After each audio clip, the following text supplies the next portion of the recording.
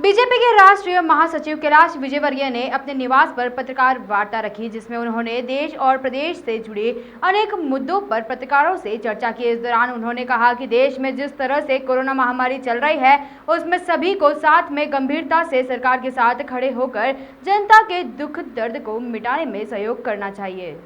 वहीं कोरोना में शिक्षा को लेकर किए गए सवाल पर महासचिव कैलाश विजयवर्गीय ने कहा कि इस पर राज्य सरकार से इस पर चर्चा कर हल निकाला जाएगा। वहीं चाइना देश के सवाल पर कहा कि चीन किसी देश को आगे बढ़ने नहीं देता है और जो आगे बढ़ता है उसे कमजोर करने में जुट जाता है। यही चाइना की पॉलिसी होती है। अभी इजराइल का युद्ध हुआ, वहां पर सभी नेता प्रतिपक्ष हैं। आपदा के समय हम राष्ट्रपति के साथ हैं। जो यह इजराइल से सीखना चाहिए। देश में महामारी चल रही है, उसमें किसान आंदोलन, महामारी में प्रधानमंत्री का विरोध, मोदी की सभा में कोरोना संक्रमण फैलता है, लेकिन किसान आंदोलन में कोरोना वायरस नहीं है। यह दौरा चरित्र अच्छा नहीं होता। वहीं कोरोना की दूसरी लहर को लेकर राष्ट्र महासचिव ने कहा कि अन्य देशों में कोरोना की दूसरी लहर का असर नहीं दिखाई दिया, यह केवल भारत में ही है। यह मानव निर्मित वायरस है, ऐसी शंका की जा रही है और यह चाइना ने मानव निर्मित वायरस तैयार किया है। वहीं चीन को लेकर कैलाश विजयवर्गीय ने कहा कि टीम को हराने में चाइना का बड़ा योगदान रहा है। एशिया महाद्वीप में जिस तरह से पड़ोसी देश में चाइना में मोदी ने जिस तरह से व्यवहार किया, किस तरह से चाइना की सेना को 2 बार बॉर्डर से हटाना पड़ा, कहीं ना कहीं चाइना की नज़र में मोदी जी धाक में थे। और एशिया महाद्वीप में जिस तरह से पड़ोसी देश में संबंध स्थापित किए हैं, चाहे वह मुस्लिम देश हो। एक समय ऐसा था कि विश्व की राजनीति में भारत देश पिछड़ जाता था, लेकिन मोदी जी के आने से सफल फूट नीति के कारण एशिया में चाइना का प्रभाव कम हुआ है। तो इससे संभावना से इनकार नहीं किया जा सकता कि यह मानव रहित वायरस रहा होगा। वहीं कैलाश विजयवर्गीय ने ट्रंप को हराने में भी चाइना को जिम्मेदार बताया है। चाइना यहाँ पर भी कुछ गड़बड़ी कर सकता है, जैसे ट्रंप के साथ किया था। बताएं। अब संभावनाएं तो बहुत सारी है, इससे इनकार थोड़ी कर सकते हैं, क्योंकि डायरेक्ट कभी कुछ करता नहीं। पर देखिए, ये सारी चर्चाएं मैं नहीं कर रहा हूँ। आप अगर विश्व की नेट पर बैठेंगे तो ये सब सारी चर्चाएं दुनिया भर में चल रही है कि चाइना किसी को भी बढ़ने नहीं दे रहा है। जो ताकत, जो देश बढ़ता है या तो उसके साथ है या उसका विरोधी हो तो उसको खत्म करने की कोशिश कर रहा है। ये चाइना की कूटनीति है।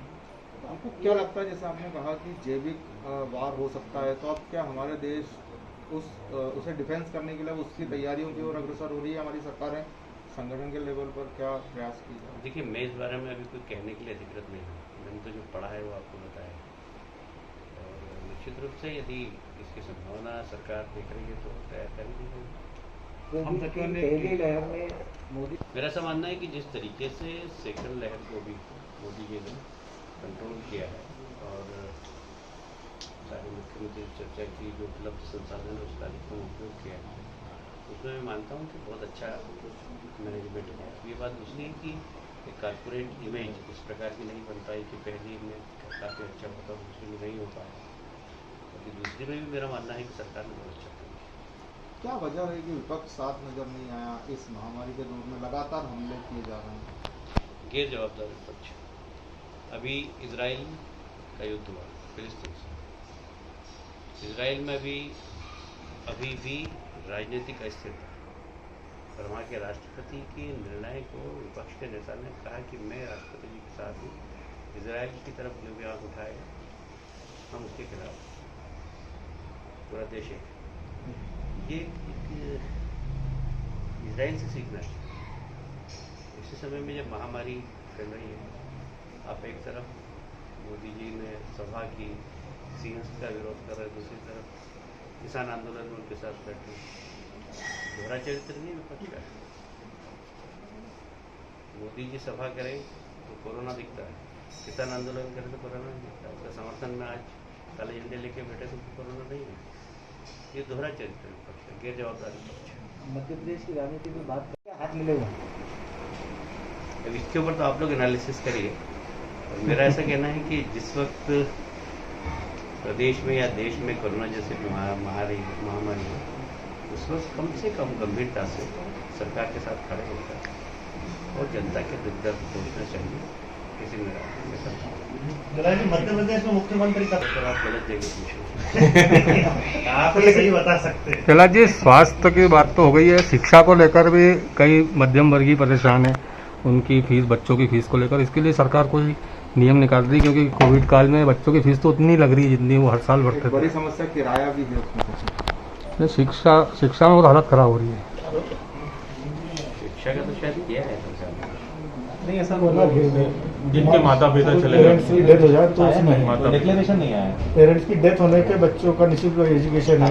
अनाथ होने पर, लेकिन जिनकी आर्थिक स्थिति कमजोर है, जिनके रोजगार छूट गए हैं, उनके बच्चों पर ऐसा जो ट्यूशन फीस का बोल रहे हैं ना कैलाश जी, वो फीस उतनी ले रहे हैं। 1 लाख की जगह वो 80,000 ले रहे हैं, बस 20,000 रुपये कम कर रहे हैं मात्र।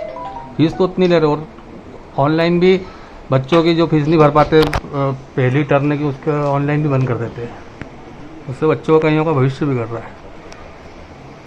देखते हैं, इस पर सरकार से बात करेंगे।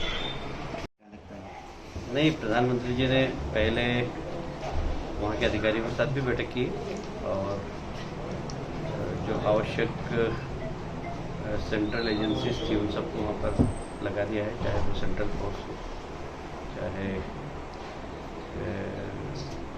NDPR वगैरह के लोग, उनको भी लगा दिया है वहाँ पर। और एक सावधानी जो बरतना चाहिए वो पूरी सावधानी बरती गई, इसीलिए अभी तक कोई बहुत बड़ी जनहानि नहीं हुई। कुछ 10-15 लाख लोगों को शिफ्ट भी किया है बस। वहाँ पर अभी मेरी शुभेंदु दास से बात हुई, जो उनका इलाका काफ़ी उधर, तो उन्होंने बताया कि कुछ गाँव में पानी घुस गया, 100-150 गाँव, और कुछ कच्चे मकानों की छतें उड़ गई, तो उनकी व्यवस्था करनी है। बाकी कोई ऐसी जनहानि नहीं हुई, क्योंकि केंद्र सरकार और राज्य सरकार ने संयुक्त रूप से वहाँ पर चिंता की। आपका एक ट्वीट बड़ा चर्चित हुआ है कि आज तक ठीक हो गया हो, लेकिन उस समय कैसा लगता है? कोर्ट जाना पड़ा उसके कोर्ट जाना पड़ा। ठीक है, सरकार कोई निर्णय कर लेती है, शासन ने या प्रशासन को निर्णय किया, अब उसमें सही गलत ये निर्णय के बाद समझ में आता है। पर ये अच्छा है कि वापस से फिर से सब्जी की दुकानें चालू हो गई हैं और रोजमर्रा की चीज़ें भी लोगों को मिलती हैं। किसान आज काला दिवस मना रहे हैं, 6 महीने हो गए उनके आंदोलन को।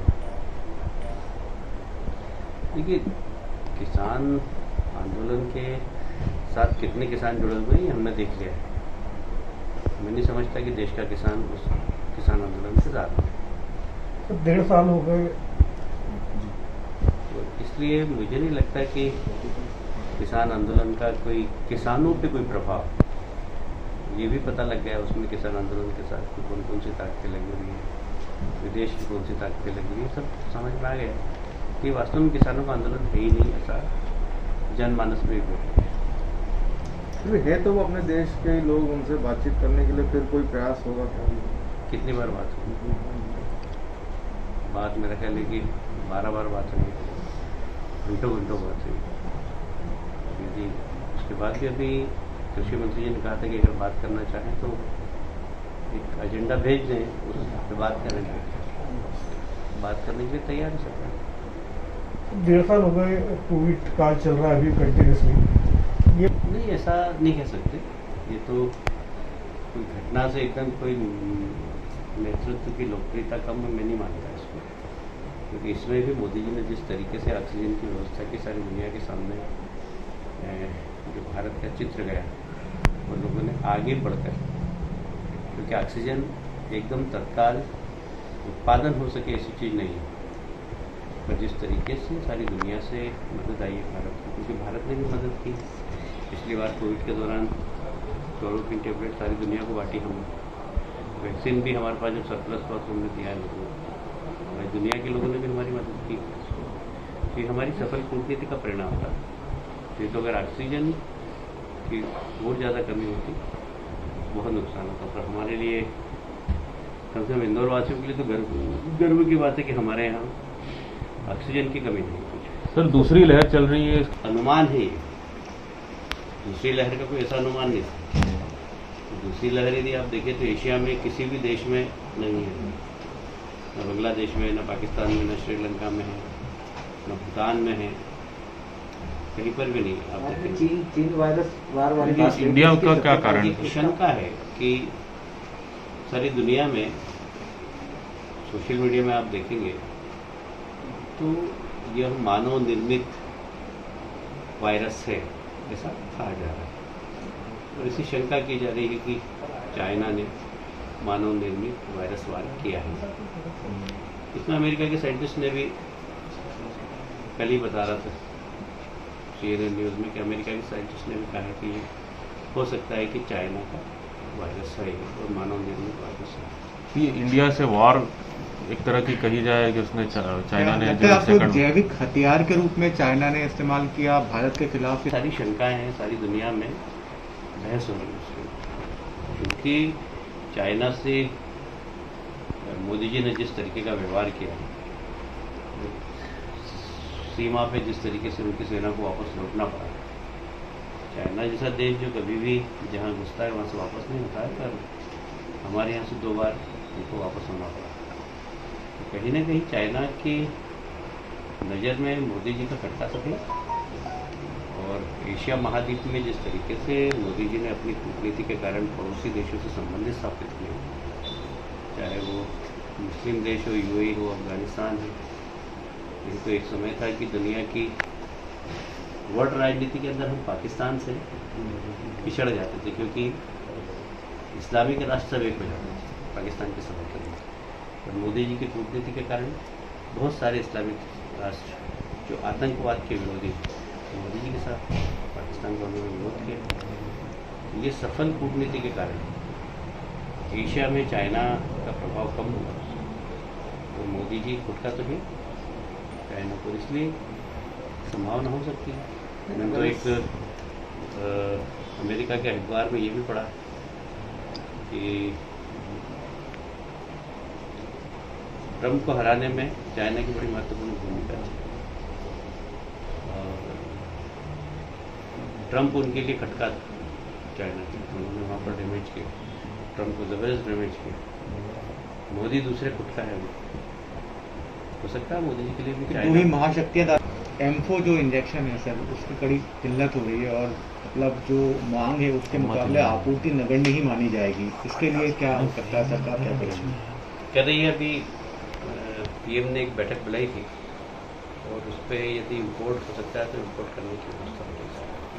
ब्यूरो रिपोर्ट, कैनन न्यूज़।